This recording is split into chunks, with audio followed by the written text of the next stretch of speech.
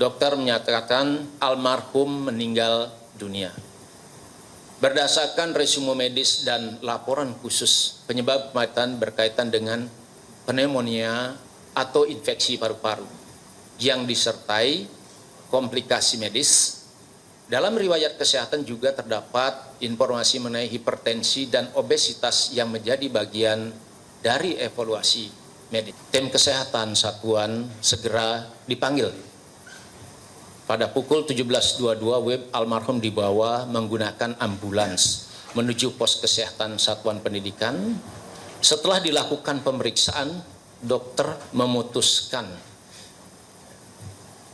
almarhum segera dirujuk ke Rumah Sakit Dr. Nusmir Baturaja. Pukul 18.05 WIB, almarhum tiba di rumah sakit dan langsung mendapatkan penanganan medis.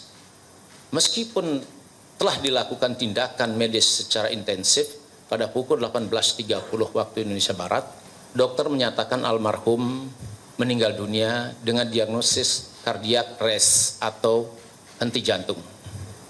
Yang kedua, almarhumah Hanisha Musyararoh Sakdik Dodik Kejuruan Rindam 6 Mulawarman, Balikpapan, pada Kamis 18 Juni 2026, peserta mengikuti kegiatan pembelajaran sebagaimana jadwal pendidikan.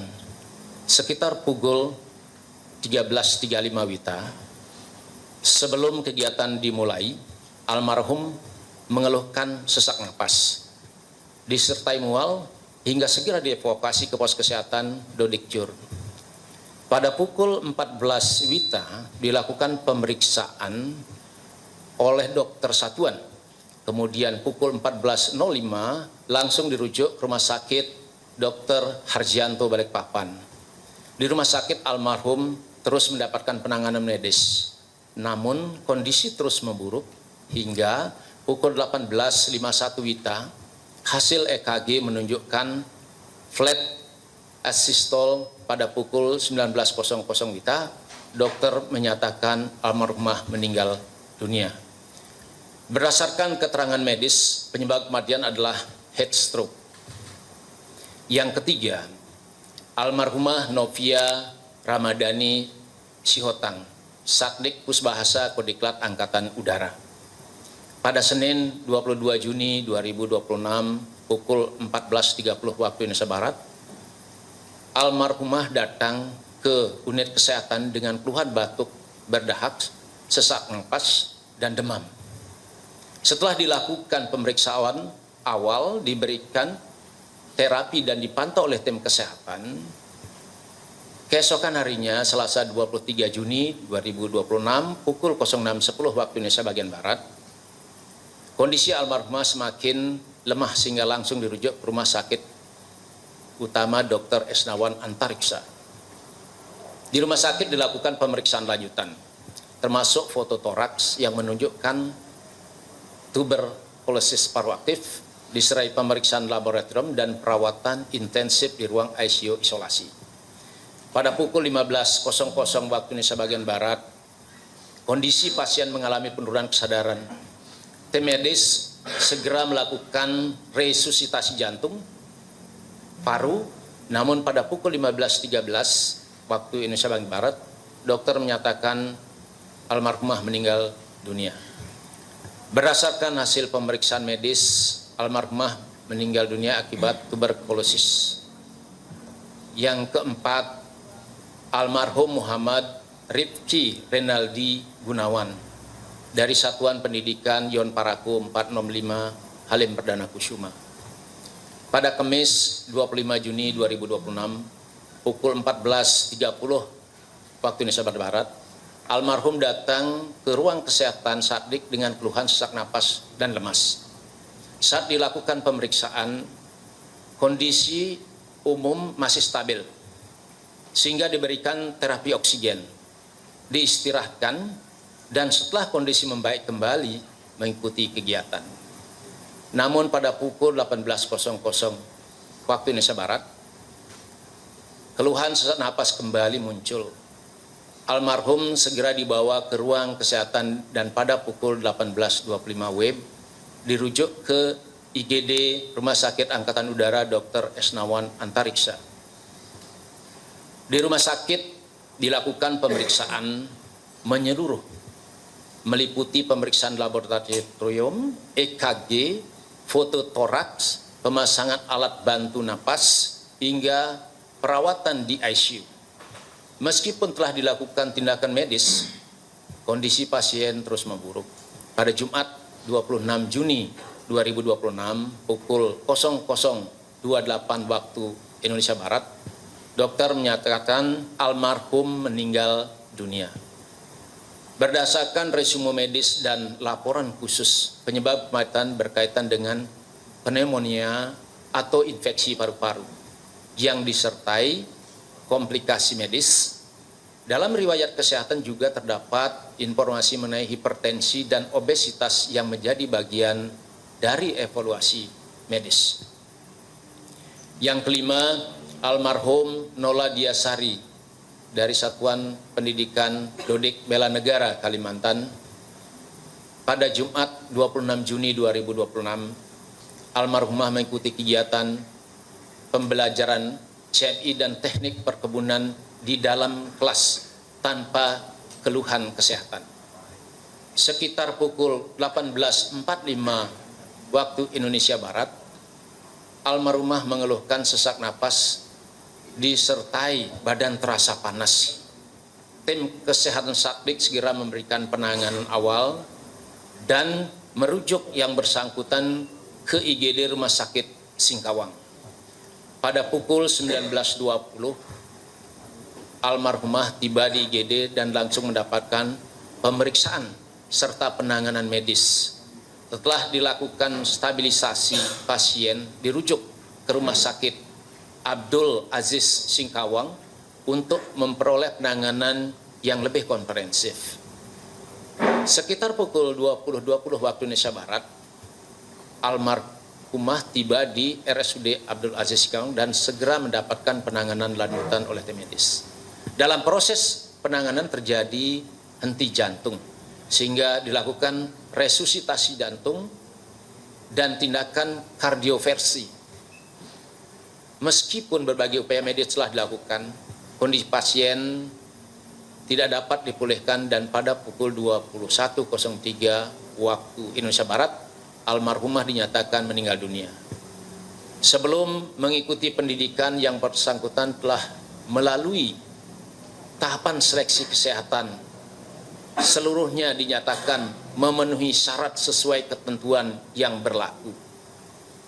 Dengan catatan kelebihan berat badan, saat ini hasil evaluasi medis terus didalami untuk memperoleh gambaran yang lebih komprehensif mengenai kondisi yang dialami.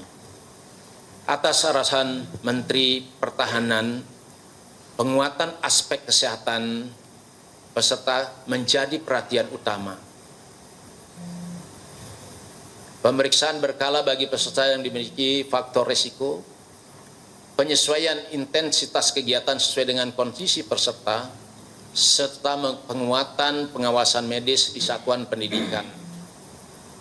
Selain itu, Kementerian Pertahanan juga berkoordinasi dengan Kementerian Kesehatan untuk memperoleh asistensi medis khususnya dalam upaya pencegahan, deteksi dini, dan penanganan penyakit paru serta penyakit menular di lingkungan pendidikan.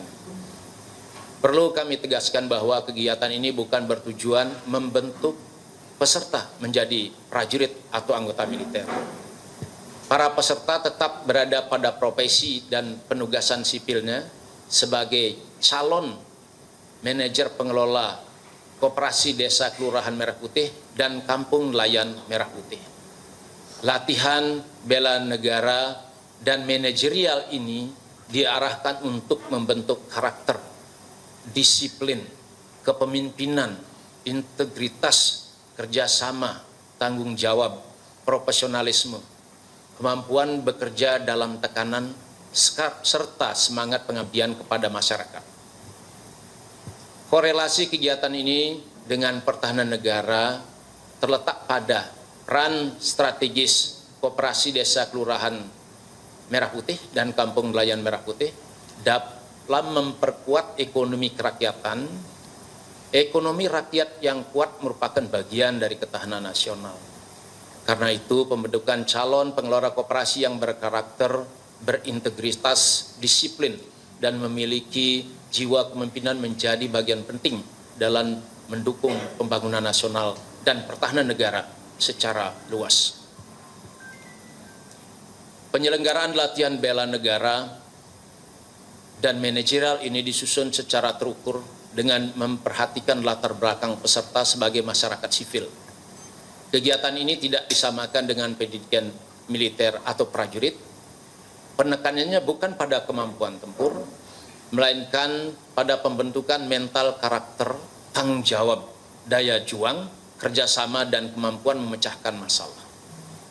Rekan-rekan media, atas arahan Menteri Pertahanan, penyelenggara telah melakukan evaluasi menyeluruh terhadap aspek kesehatan, pengawasan medis, profiling kesehatan, penyesuaian intensitas kegiatan, sistem rujukan, serta mekanisme deteksi dini bagi peserta yang memiliki faktor resiko. Kegiatan juga diarahkan agar lebih adaptif, edukatif, dan memperhatikan kondisi psikologis peserta melalui metode pembelajaran yang membangun semangat kerjasama, problem solving, dan suasana yang lebih. Ya, pemirsa, berikut tadi kita simak bersama konferensi pers terkait jatuhnya korban jiwa dalam pelatihan calon manajer Koperasi Desa, pemirsa, dengan total hingga kini mencapai 5 korban meninggal dunia. Kita ke informasi selanjutnya, pemirsa. Taufik Hidayat, tersangka penyiksa wanita di Bandung. Mengutamakan kesehatan peserta, penyerahan juga telah melakukan pendampingan keluarga korban, membantu proses pemulangan jenazah, memberikan santunan sesuai ketentuan, membantu pengurusan hak-hak peserta, serta terus menjalin komunikasi dengan pihak keluarga. Sebagai langkah mitigasi, penyelenggara juga telah melakukan pemeriksaan kesehatan lanjutan, observasi dan isolasi terhadap peserta yang memerlukan, serta koordinasi intensif dengan rumah sakit dan fasilitas kesehatan TNI untuk memastikan seluruh peserta memperoleh pelayanan kesehatan secara tepat dan optimal. Kami kembali menegaskan bahwa latihan bela negara manajerial merupakan tahapan pembentukan karakter program SPPI yang bertujuan menanamkan disiplin, integritas, kepemimpinan, semangat gotong royong, profesionalisme, nasionalisme, serta kesiapan mengabdi kepada masyarakat. Program ini bukan dimaksudkan untuk membentuk prajurit, melainkan membentuk calon pengelola koperasi desa Kelurahan Merah Putih dan Kampung Nelayan Merah Putih yang memiliki karakter kuat, berintegritas, disiplin, mampu bekerja sama, dan siap laksanakan tugas pengabdian. Sekali lagi, kami menyampaikan bela sungkawa yang sedalam-dalamnya kepada keluarga para almarhum dan almarhumah.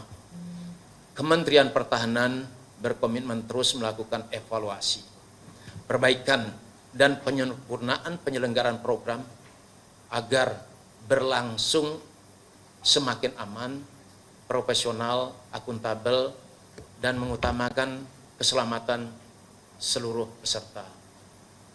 Demikian, terima kasih. Assalamualaikum warahmatullahi wabarakatuh. Om Santi Santi Santi Om. Namo Buddhaya, salam kebajikan, dan selamat siang. Terima kasih.